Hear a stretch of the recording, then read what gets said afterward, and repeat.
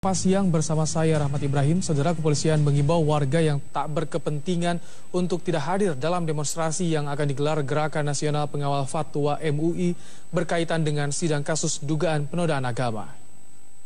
Kepala Kepolisian Republik Indonesia mengatakan demonstrasi 5 Mei mendatang menjadi hak warga selama tidak mengganggu ketertiban publik, hak asasi orang lain dan menghujat atau mencaci maki.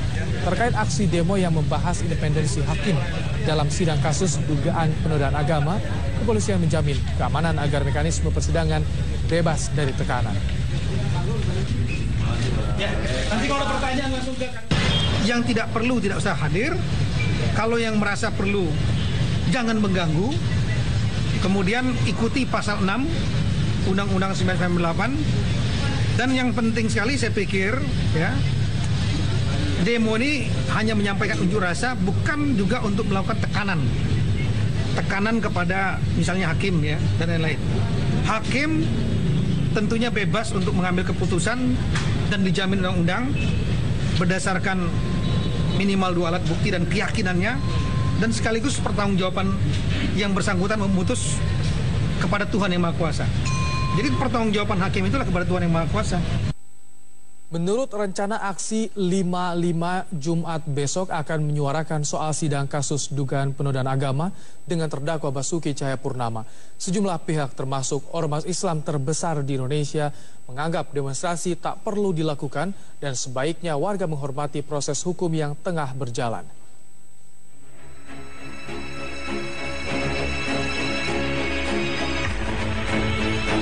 Demo semacam ini akan kembali digelar. Yang menginisiasi Gerakan Nasional Pengawal Fatwa MUI sudah menyiapkan rencana bertajuk Aksi Simpatik 55. Negara apa ini?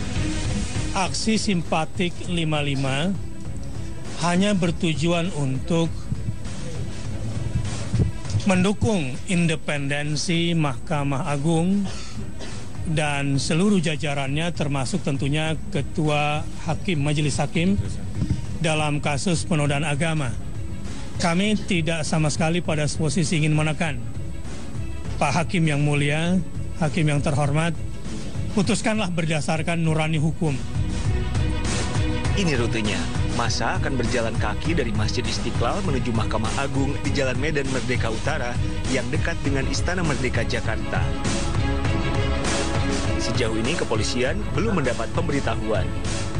Surat pemberitahuan belum kita dapatkan ya.